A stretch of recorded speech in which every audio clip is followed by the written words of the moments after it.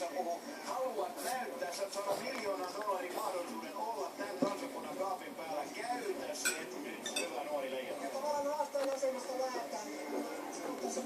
No joo, se vapauttaa jonkun verran sitä psykologista painetta, mutta vielä kerran tänään iltana me ollaan ennakkosuosikki ja vielä kerran mä korostan, niin nämä veljet on saanut elämänsä tilaisuuden, että hei nyt wake up, käyttäkää nuoret leijonat elämän tilaisuus. Ja se elämän tilaisuus käytetään. Näin me sovittu. Se on ongelma.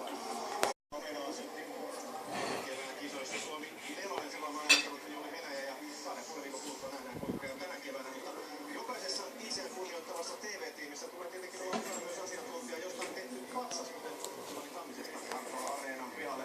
Tami tänäkin keväänä mukana omassa kornerissa, jossa paikalla myös Pekka Lehtinen, ehkä tunnelmat alaa.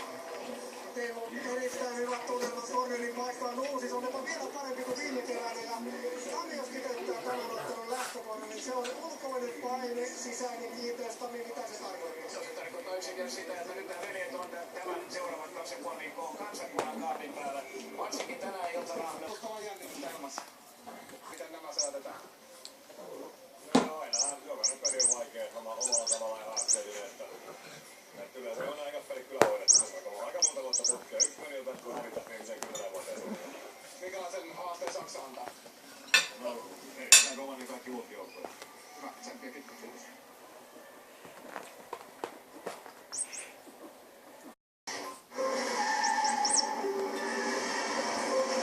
Sonera laajakaistalla.